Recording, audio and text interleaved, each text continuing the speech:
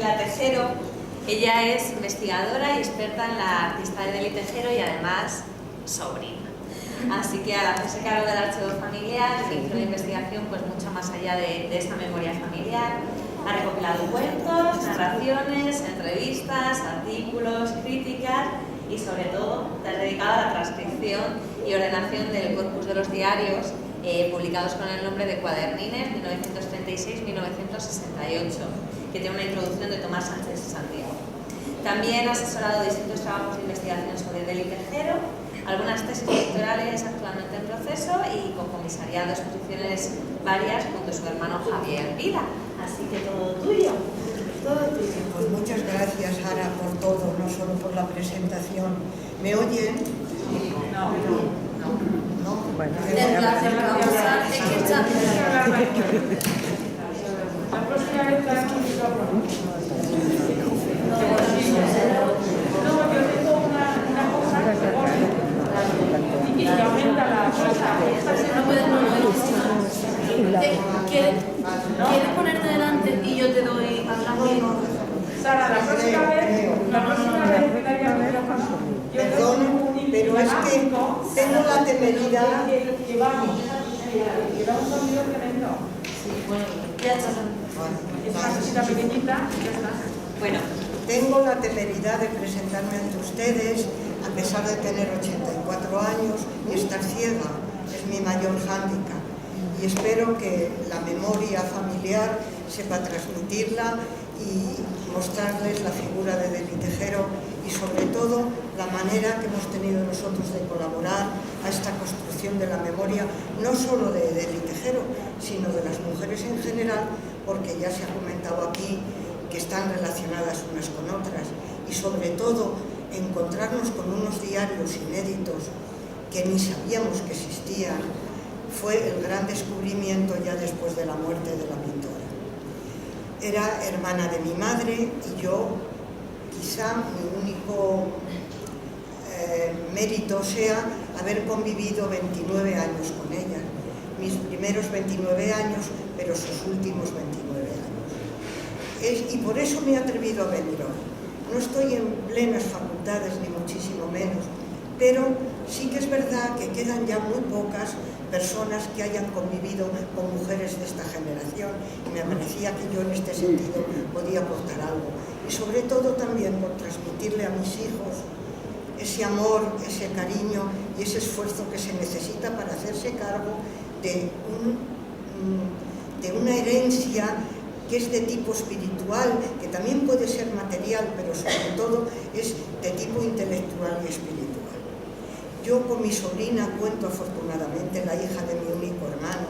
Éramos una familia muy pequeña y entonces Edeli Tejero solo tenía 2 hermanas y una de ellas se casó y era nuestra madre, la madre de mi hermano Javier, que se ha muerto desgraciadamente hace ya casi 3 años, y que su hija y mi sobrina Inés, que estás aquí presente, es la que me está ayudando a continuar y yo le transmito mi experiencia personal de vivencia con la pintura. Bueno, construir la memoria es el propósito de esta exposición y al cual creo que hemos contribuido muchísimas familias. Por lo menos yo creo que es un mensaje que debemos de transmitir, que habéis transmitido vosotras. Con gran generosidad, pero también con agradecimiento, mucho agradecimiento. Y es verdad que están saliendo de un ostracismo, unas más, otras menos, pero no siguen estando en los libros de texto.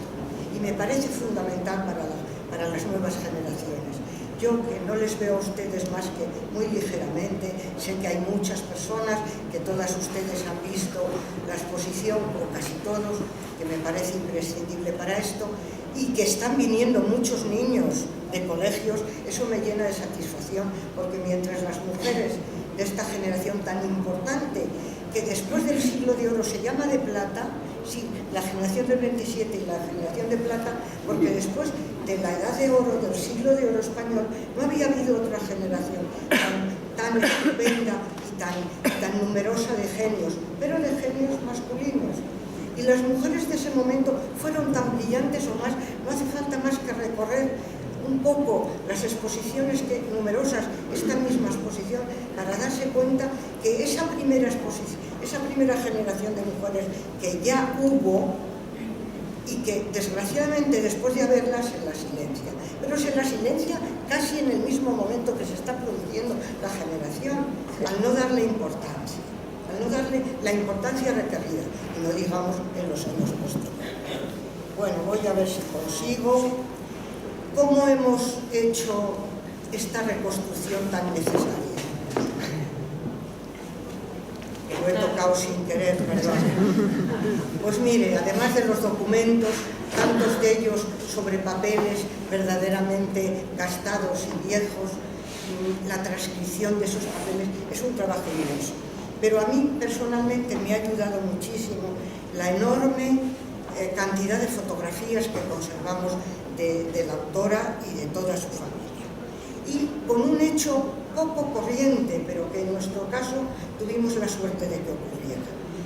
Mi abuelo, o sea, el padre de Deli Tejero, era un hombre conservador, de provincias, fíjese nada menos que de Zamora, prácticamente el fin del mundo, la raya de Portugal. Pero a pesar de ser un hombre conservador y muy religioso, tuvo siempre el cuidado de que sus hijas tenían que formarse para trabajar, que sería el futuro de las mujeres. Y de hecho las tres estudiaron, las tres hijas. Pero claro, eso de que una hija, una de ellas, una enfermera, la otra maestra, pero y la otra, artista, quería ser artista. Eso ya eran palabras mayores. Pero aún así lo consintió, lo admitió, lo fomentó, se resignó y mandó a su hija, cuando se dio cuenta que era una vocación verdadera, que la manifestó desde muy joven, pues la dejó venir a Madrid con escasísimos medios económicos.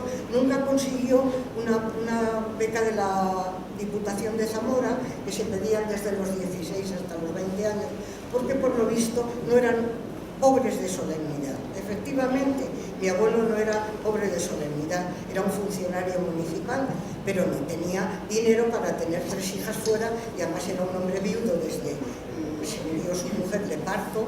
Pues imagínese haciéndose cargo de sus hijas y educándolas. Pero aún así, cuando se dio cuenta que ya no iba a conseguir una beca, a los 20 años Deli Tejero consigue venir a Madrid. Y esta es casi un grito que ella dice: ya estoy en Madrid. Lo llevaba anhelando 6 años. Y entonces llega a Madrid y todo lo consigue a base de esfuerzo, porque está en inferioridad de condiciones, ha tenido que dar ese salto, pero eso también quizá también es un acicate.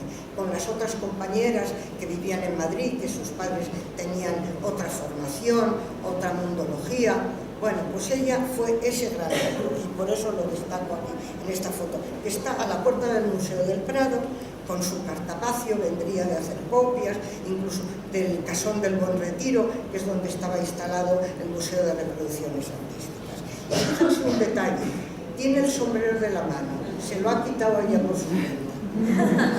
Esto aproximadamente es el año 25-26. Esta foto, que se ha publicado muchas veces, que hemos cedido a esta exposición, pues aquí es el otro salto, el segundo salto que consigue Deli, a base de formarse durante año y pico en Madrid para conseguir ingresar en la escuela de San Fernando. Algo que no era nada fácil, era muy duro el ingreso. Y he elegido esta foto y la he prestado tantas veces para otros trabajos, porque está nada más y nada menos que en la clase de anatomía.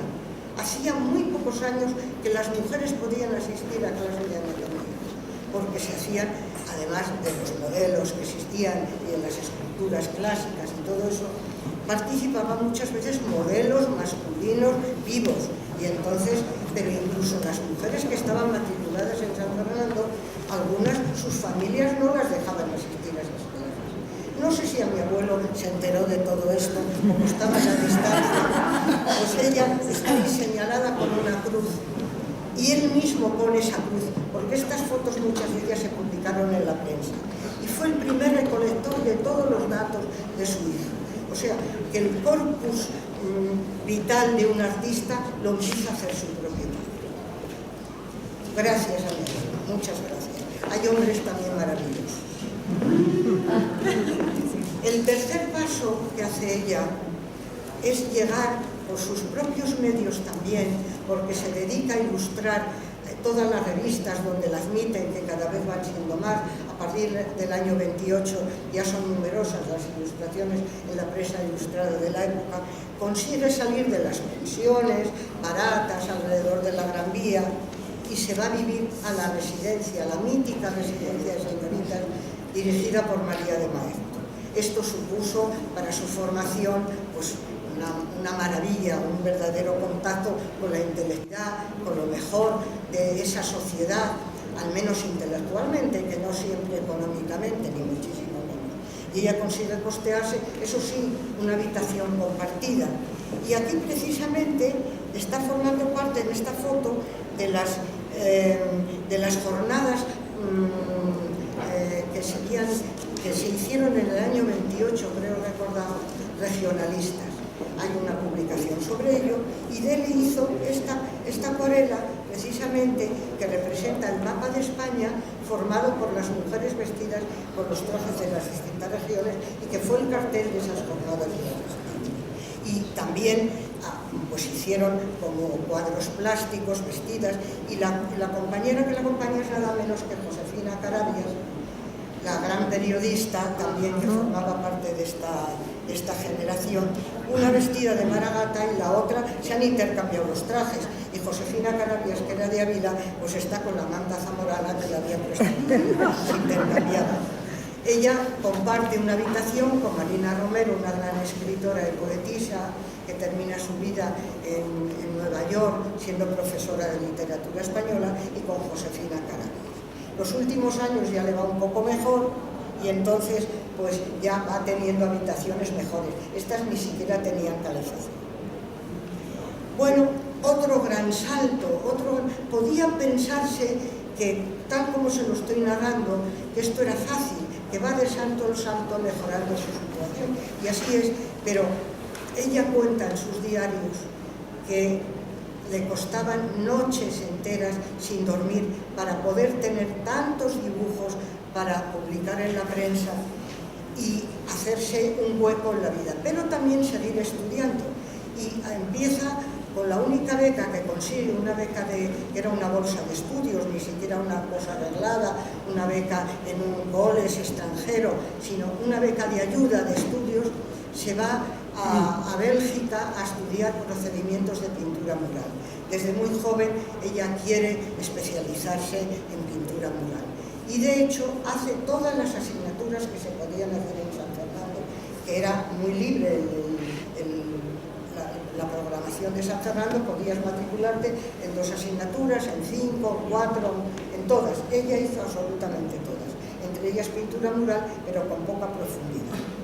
Cuando vuelve de Bélgica con sus estudios hechos sobre los procedimientos de pintura mural, consigue, y esto sí que quiero destacarlo, la primera cátedra de manera interina que se crea de pintura mural en una escuela, concretamente en Madrid, en la Escuela de Artes y Oficios, la única que había entonces en la calle de La Palma, y se la conceden a Deli de manera interina. Es la única mujer. Tuvo que partir de la nada, hacer el programa completamente, sin ninguna experiencia, y trabajando, además, aquí está en su clase, como ella decía y manifestaba, casi todos mis alumnos eran mayores que yo, tenía 28 años, y está en esta cátedra, que es una cosa que no sale casi nunca a relucir, porque tampoco hace mucho que lo hemos descubierto, que se la quitan después de la guerra y hacen un expediente disciplinario y la quitan. Es la única mujer hasta ahora que en una institución pública creó una cátedra, vamos, la crea el ministerio, lógicamente, pero que ella la forma, la conserva hasta que empieza la guerra civil, o sea, del 31 al 36, y que no ha vuelto a ver ninguna mujer que desempeñara eso, su gran vocación.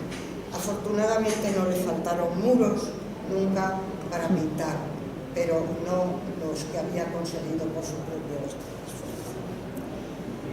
Y hasta ahora parecía que todo era un camino de rosas, ya digo que con muchísimo trabajo y muchísimo esfuerzo, y perdiendo horas y horas y horas en trabajar por la noche para poder compatibilizar, seguir estudiando, seguir terminando la carrera que hace 4 años, por haber perdido tanto tiempo, como ella decía, perdido en mi pueblo, aunque allí tuvo una pequeñísima formación en una fundación privada que estaba inspirada en los principios de la institución libre de enseñanza. Y aquí empieza su exilio personal. Se habla mucho, y créanme que yo tengo un gran respeto, enorme respeto, por todas las exiladas físicas y por todos los exilados, no solo por las conocidas, que tienen más o menos contactos en el extranjero, sobre todo con las anónimas. Pero Deli no se exila porque no corre peligro, ella no tiene una gran actividad política. Ella, en todas sus manifestaciones, las entrevistas periodísticas que le hacen, ¿cómo se encuentra usted? ¿Qué opina de los avances que se están consiguiendo por la República? Y ella siempre contesta que está encantada de los avances de la República con los derechos de la mujer. Y le dicen, ¿qué entiende usted de política? Yo no entiendo nada de política, pero estoy encantada con la política cultural de la República y con los derechos que están adquiriendo las mujeres. Eso es clarísimo, pero ella no le interesa para nada la política. Y como tanto, pues es verdad que ella sigue en su escuela, pero tiene, como ya tiene, digamos, una posibilidad económica, todos los veranos, desde que trabaja en la escuela, ella va a seguir aprendiendo cosas, primero a París, después, y aquel verano del 36, ella se va, perdona que lo he hecho mal, una sola, decide irse a Marruecos, tiene un amor temporal arrebatado, que vive en Fez, y entonces ella se va, es la imagen que tienen a su izquierda, creo, porque aunque me sé las imágenes de memoria, pero ya no las veo con nada claridad. Bueno, y hace el día 25 de junio, cuando ha dado ya las vacaciones, embarcan a Algeciras para Tánger, y después recorre Marruecos y fija su residencia por aquel mes que iba a ir en Fez. Cuando los amores no le van tan bien como ella pensaba, y aunque está pintando incesantemente, sobre todo haciendo acuarelas y cantidad de retratos costumbristas, ¿no?, y exóticos verdaderamente, pues por aquel fracaso amoroso decide que vuelve a España.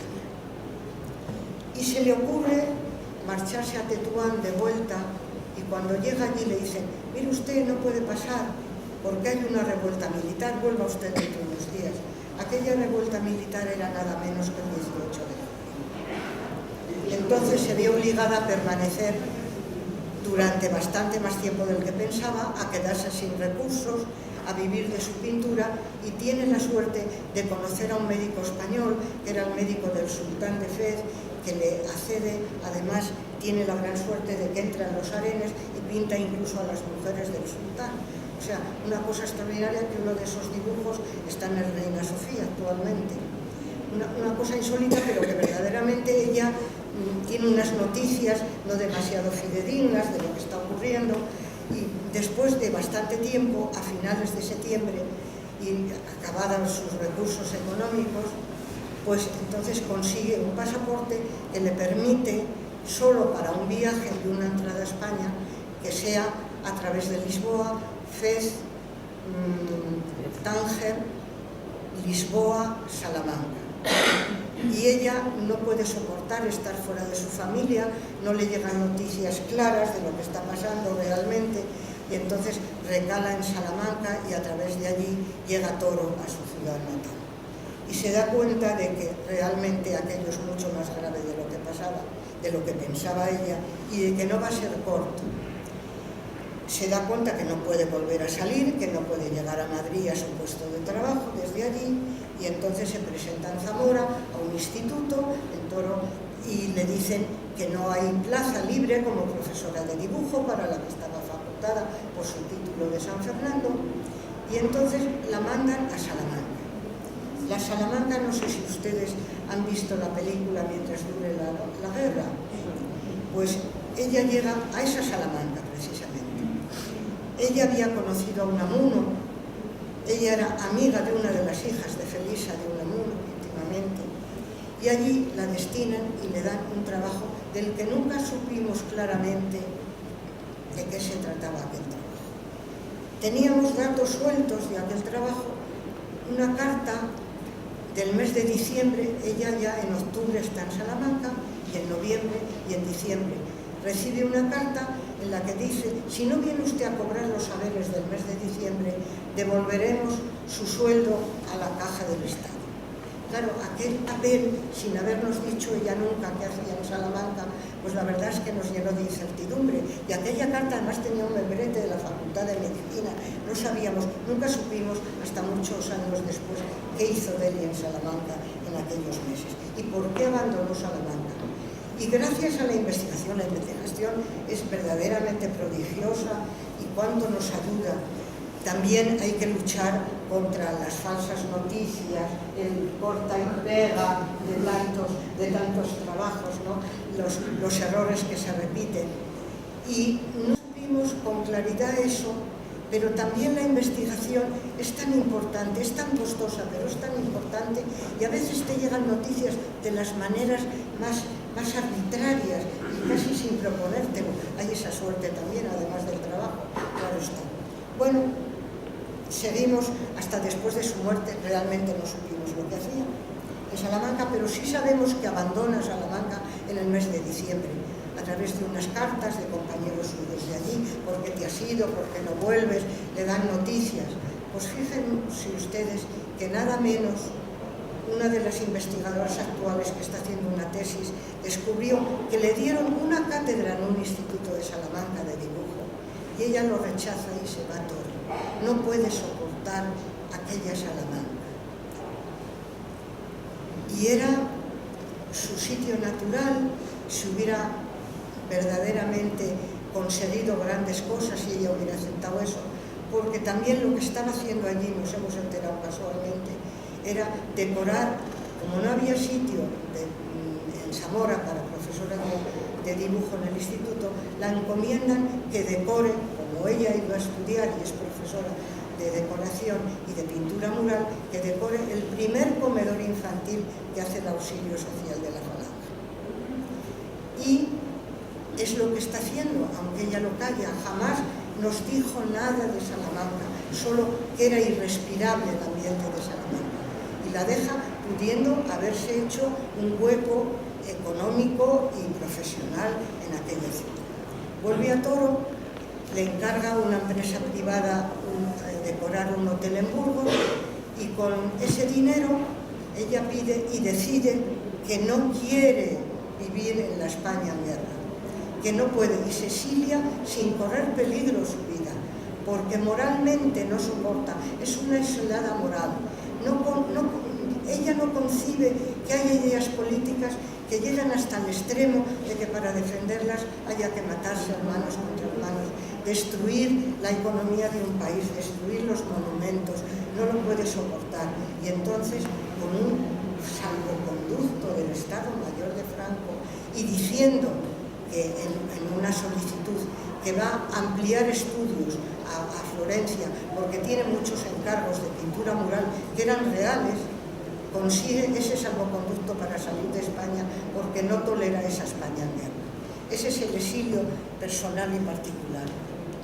Vale, perdone que me dicen que voy un poco lejos. Bueno, sí, lo entiendo. Miren, en ese exilio ella efectivamente va a Florencia, aunque esta foto es de Venecia, y termina en París. Deja Florencia porque dice que el ambiente es el mismo ambiente de Salamanca, el ambiente triunfal del fascismo, ¿no? Y deja y se va a París, y hasta que no termina la guerra, y muchos meses después, y siempre me lo recriminó: yo volví porque tú naciste. Tuve la mala suerte o buena suerte de nacer en el año 39. Y claro, su familia le decía que ha nacido una niña, que es la primera niña que tiene la familia. Bueno, ella me lo recriminó siempre, volví, pero realmente ella vuelve en agosto del 39, porque los alemanes están a las puertas de París. Y miren qué casualidad que es el mismo mes que Pablo Picasso también abandona París por miedo y se va al sur de Francia. Bueno, ella hace este regreso y miren qué palabras que años después de regresar al Palacio de la Prensa, que lo pinta ella, el cine, fíjense en esta terraza del 9º piso del Palacio de la Prensa donde tiene su estudio, Delhi no vuelve, ya no encuentra su Madrid, ya no encuentra aquel ambiente, se encuentra con tantos compañeros en el régimen actual del momento, otros muertos, otros encarcelados y otros exiliados. Ya no era Madrid. Y ese exilio y esa ruptura de la guerra es tremenda para un artista.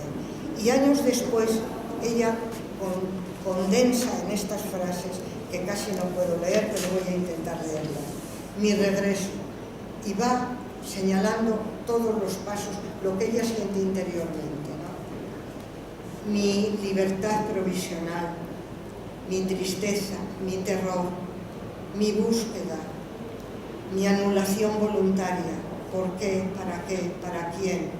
Mi silencio. Ella que sigue trabajando, y cuando vemos, esto quiero señalarlo, su pintura es luminosa, su pintura es equilibrada, su pintura se esfuerza en el color totalmente. Fíjense aquí, agarrando los pinceles, su instrumento de trabajo, como si fueran un arma de trabajo, ¿no? Ella se ha formado para ser pintora, es lo que quiere ser, y está en este ambiente de trabajo y de estudio.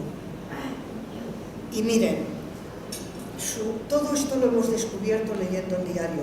Qué responsabilidad para una familia editar tantas páginas y tantas páginas que nos muestra su intimidad. Una persona que solo conocíamos la mitad de su personalidad, la otra estaban sus escritos, que solo escribía para volcar tristezas, pero que su pintura llegó a ser tan equilibrada, tan pensada, tan, digamos, casi vital y alegre. Fíjense aquí. La bárbara soledad en la que vivo, pero no está tan sola. No sé si comprendo a San Francisco. El hermano aire, la hermana luz, el silencio, el agua del vaso, la obra entera de una vida. Fíjense cómo había llenado ella su soledad, con la obra entera de una vida. No me parece que ella llegó con las manos vacías a enfrentarse con el futuro, ¿no? Con el futuro que nos espera después de la muerte, que no sabemos lo que será. Ella había dejado una obra. Y como decía Carlos Fuentes, cuando yo me vaya, me encontrarán en mis escritos. Yo también les digo que todas estas mujeres, y Delhi Tejero, que se han ido, las podemos encontrar en su obra. Y lo mejor que podemos hacer para recordarlas es conocer su obra, y les invito a ello. Muchas gracias.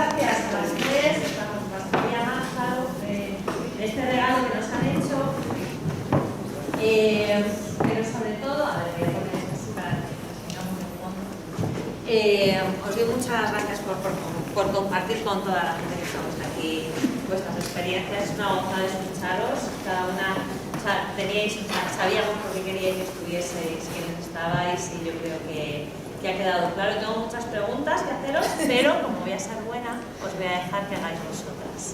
Tenéis dudas, ¿no? O cosas que queréis comentar o añadir o decir. ¿Sí?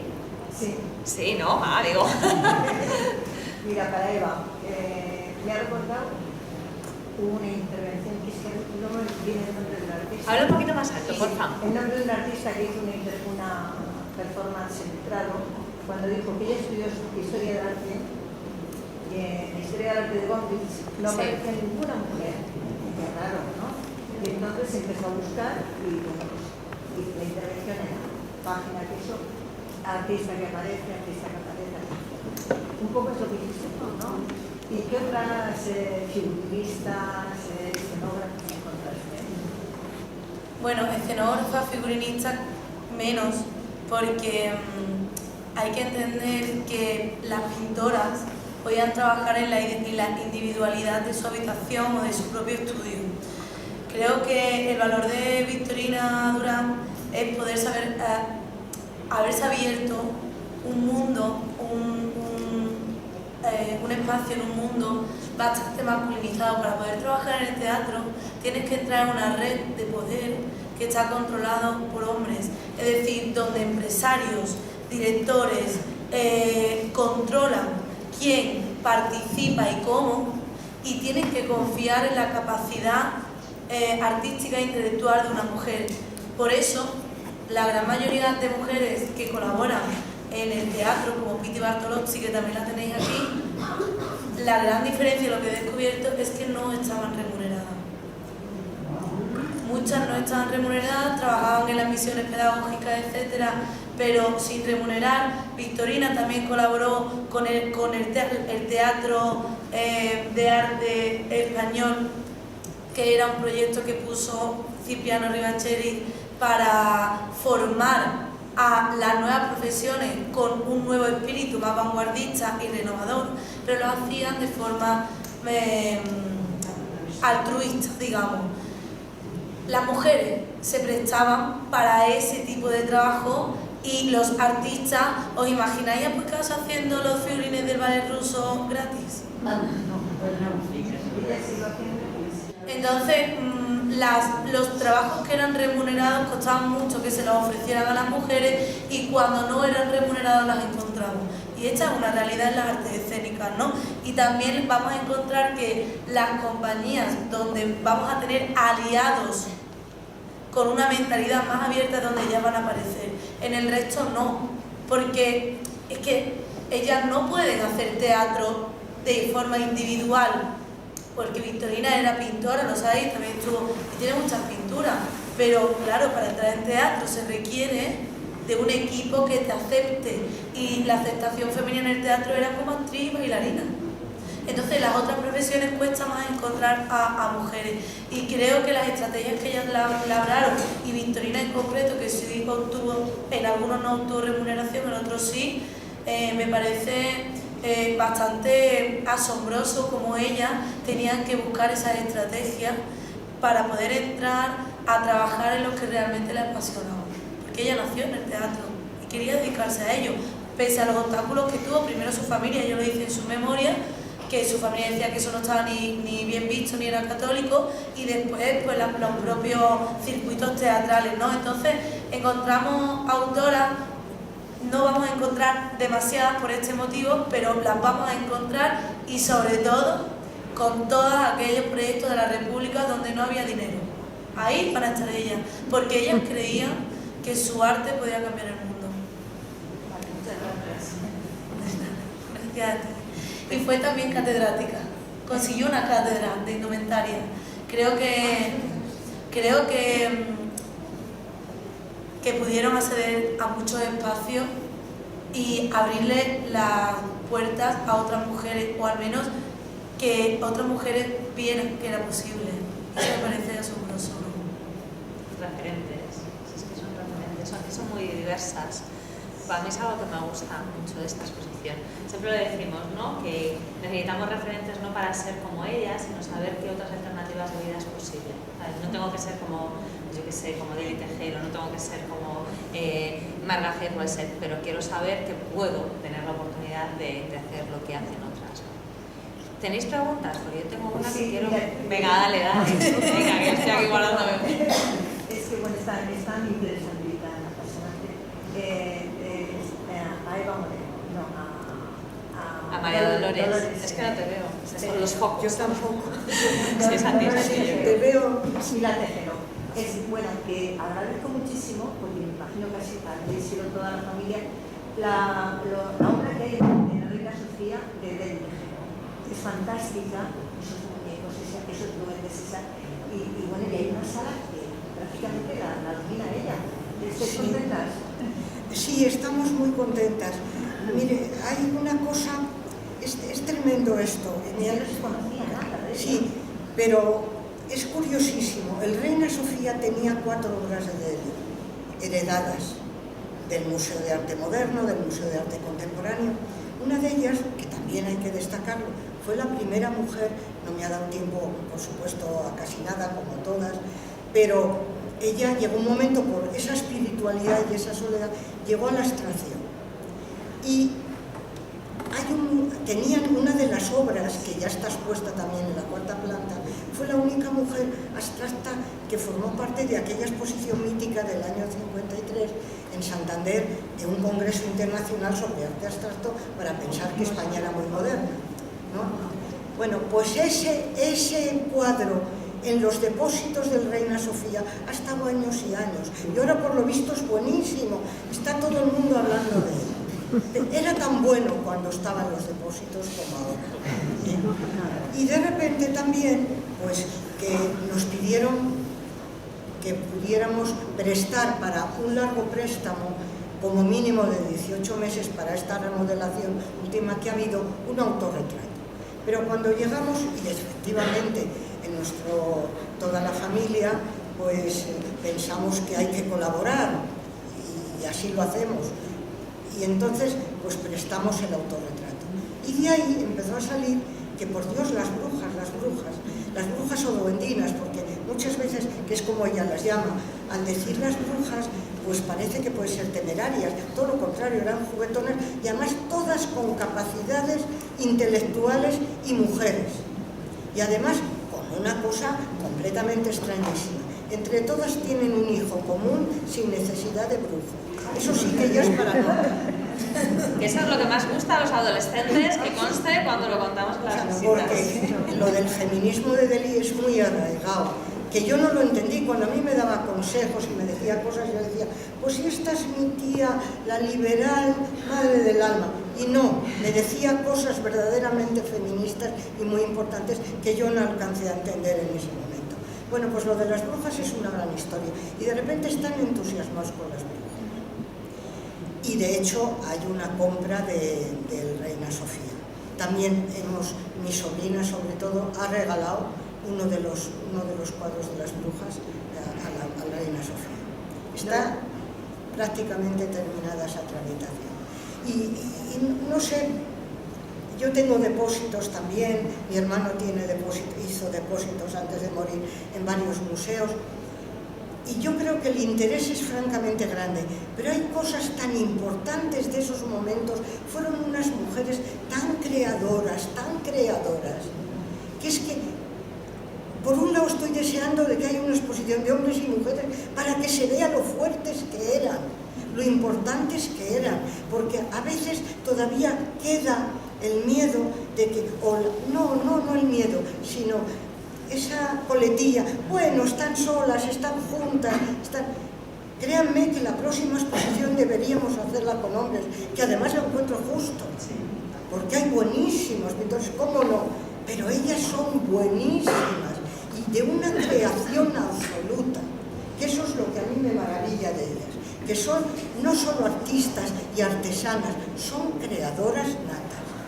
Quizá por el esfuerzo que tuvieron que hacer, o porque yo muchas veces he pensado leyendo los diarios, y créanme que sacarlos a la luz ha sido una cosa dolorosísima, porque te encuentras con una responsabilidad tremenda, pero al mismo tiempo es la responsabilidad de dejar un legado público, de que no solamente habla de ella, habla de una época, habla de las dificultades, habla de la superación, de la soledad, pero muy bien entendida.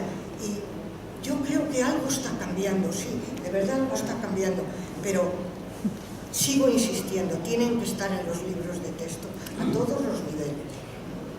Yo voy a aprovechar para haceros una pregunta, si puedo, o quieres que lo decida. No. Es una pregunta que la hago como investigadora y como tú una vez que empiezas a investigar a estas mujeres, lo que tú dices, te apasionan, ¿no? Y es como muy difícil como a veces controlar tu emoción, ¿no? ¿Verdad? Entonces, claro, es una pregunta que quiero haceros a los familiares desde ese punto de vista, y yo creo que ayer lo comentaba ya con Eva, es cuando llegamos las investigadoras y los investigadores arrancando con la vida, que llegamos a vuestras casas muchas veces, que llegamos a tocaros a vuestra familia, porque sí, por una parte son artistas, pero no deja de ser vuestra familia. Y vamos buscando cosas que, claro, que nos hagan entender un poco esas obras de arte. En el caso, por ejemplo, de Marga, siempre que se oye de Marga se habla de ese mal llamado suicidio por amor. Por amor, o sea, si a Marga se la empieza a estudiar ahora con unas perspectivas que a lo mejor podamos meter incluso en la salud mental, en ese machismo, esos privilegios y ese ego que tienen algunos autores frente a jóvenes artistas y demás, abre un mundazo, ¿no? O, por ejemplo, cuando siempre se ha hablado muchísimo de las que se quedan aquí, ¿no? Es la significancia política, ¿no? Cuando entramos así, claro, estamos tocando en la fibra muchas veces familiar, ¿no? ¿Os habéis sentido alguna vez, y me gustaría, no vamos a dar nombre, os habéis sentido incómodas en cómo algunas historiadoras o historiadores abordamos esa vida personal, esa vida de las mujeres? ¿O creéis que hemos sido respetuosos cuando nos acercamos a esas figuras? Yo creo que lo importante es sacar del olvido o hablar de alguien, porque lo que ha pasado con estas mujeres, muchas de estas mujeres, que se las ha silenciado, y yo creo que hay que aceptar todos los puntos de vista, porque si no aceptas los puntos de vista de las investigadoras, te quedas otra vez encerrada en el silencio y en la tumba. De manera que yo siempre he abierto las puertas, y cuando ha habido algo, alguna opinión que yo no he estado de acuerdo, yo lo he comentado con la investigadora o con la persona que me ha entrevistado. He dicho mi punto de vista. Yo, como artista, como sobrina, como parte de la familia, he aportado mi punto de vista, pero siempre he dejado la libertad de expresión, porque creo que a una artista se la conoce por sus luces y sus sombras, y no es solamente bueno, que a veces eso es lo que hacen las familias, y en mi caso podría decir que en mi familia solamente se puede decir lo bueno, o sea, no se puede hablar de ciertas cosas, no se puede hablar de si ha habido alguien en la familia que ha sido un poco masculina o lésbica o lo que sea, se enfada, o sea, no. Nosotros hemos sido, yo creo que muy generosos en general con los investigadores, y al mismo tiempo estamos muy agradecidos. Y en términos generales, contentos. Pero siempre hay cosas con las que no estás de acuerdo, y estoy muy de acuerdo contigo en que la libertad del autor es la libertad del autor. Y pueden opinar cosas como te preguntan y les facilitas tantísimo. Yo creo que estás también en la obligación de decir, creo que eso no es, yo tengo estos datos, claro, siempre demostrándose, siempre que puedes. Nosotros ya estamos, siempre tienes alguna laguna, pero de verdad estos últimos años, pues mira, ha aparecido el expediente de depuración entero, pues ahí ya no hay ninguna duda, ¿no? También un amigo encontró en el suelo del rastro un libro que se llamaba, ya no me acuerdo el nombre del señor, Edilla, segundo jefe de la Falange, Las Memorias. Como él era de esa tendencia, lo compró, yo no lo hubiera comprado nunca y no me hubiera enterado de que hacía de él en Salamanca. Pero él sí se enteró, y en una hoja ponía, y la Falange pobre, en la rica Salamanca, hizo el primer comedor infantil para niños pobres.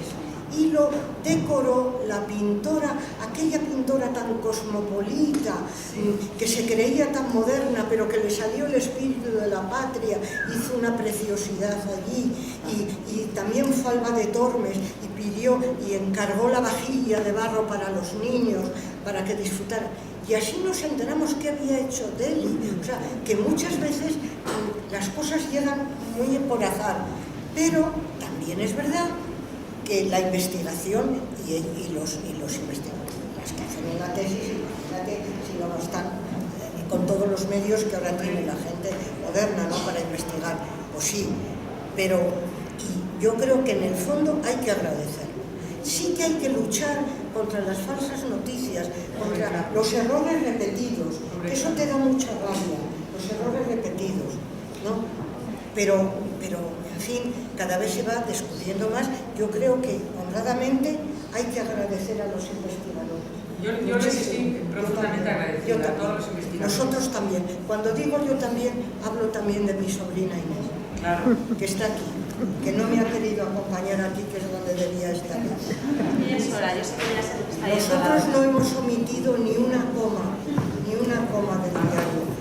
Es verdad que la persona que me ayudó, no a la transcripción ni a las notas, porque era la historia familiar, era yo la que la conocía, había referencias que solo podía, pero la persona, el catedrático de literatura y poeta Tomás Sánchez Santiago, que hizo una introducción fantástica, sin la cual seguramente sería mucho más difícil la lectura, pero la interpretación fue una condición que me puso. Yo también esperé mucho tiempo a sacar los diarios, tuve posiciones anteriores, porque no me parecían personas fiables intelectualmente. Y él fue una de las cosas que me exigió. Y como anécdota os contaré que yo iba transcribiendo páginas de una lectura infernal verdaderamente, porque son en cuadernitos pequeños que ella metía en los bolsos, entonces nos llevaban los bolsos de mujer, y escribía en los barcos, en los trenes, en los cafés, sobre todo en los cafés, sus desahogos, ¿no? Y entonces yo hacía las transcripciones. Y nos juntábamos, sobre todo en el verano y en Navidad fueron más de 2 años seguidos, y entonces nos reuníamos y yo le tenía preparado. Y él cogía el diario y cotejaba lo que yo le iba leyendo. O sea, no se fiaba ni de mí. Y confieso que tuve tentaciones de quitar determinados pasajes. Y ahora no, estoy muy contenta, porque aunque es muy doloroso, enormemente doloroso, porque sufres con la persona, porque tú has conocido a una persona también muy enriquecedor, porque te das cuenta que esa persona tiene muchos más matices. Porque que la vas descubriendo, poco a poco. Yo, por ejemplo, estoy muy agradecida a Nuria Carrera Güelles, porque ella, con sus escritos, todo lo que ha escrito sobre la obra de Marga, porque es una experta sobre la obra de Marga, pues a mí me ha hecho entender más la obra de Marga. Entenderá, porque yo la veía la obra de Marga de una forma más intuitiva, más emocional, diferente, ¿no? Sin embargo, leyendo sus escritos y sus valoraciones sobre Marga, yo veo la obra de Marga ahora de una forma diferente. Y ella es la que me ha abierto los ojos. Por eso, que tiene mucha importancia. Sí, no, el equilibrio entre investigación y familia yo creo que es fundamental. No es que es cuando realmente si se rema hacia el mismo lado, yo creo que es cuando funciona. Pero era un tema que me apetecía sacar. Oye, mira, perdón, ¿cómo te llamas? Tejero. María Dolores. Sí. María Dolores, perdona.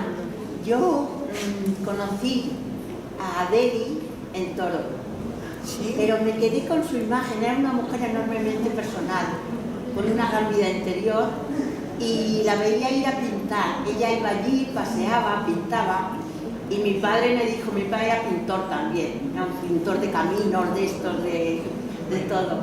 Y entonces me dijo, mira, Adeli Tejero es una gran artista. Y entonces alguna vez he hablado con ella, pero me quedé con la imagen, así morena, con sus paseos por allí. Siempre iba como con un maletín, y paseaba por allí por todo. Sí, pasaba, no faltaba ningún Sí. Yo Claro. tengo esa imagen y bueno, y te la digo, que era una imagen muy interesante. Siempre salía, eso lo aprendió en la residencia. María de Maeztu reñía mucho a sus pupilas cuando iban a la biblioteca sin un cuaderno. ¿Qué hacéis leyendo sin un cuaderno? Les decía, es con cosas que me comprometía. Entonces, ¿para qué leéis un libro? No tenéis una nota que apuntar, no tenéis nada que recordar. Y también ella salía siempre al campo Sí, con su por el cuaderno, campo, por las con su afueras. cuaderno de apuntes. Sí. Bueno, nos hemos ido un poquito de la hora, lo siento, quiero mirar al equipo Es de que trabajo de aquí. definir una vida en 15 minutos. Es muy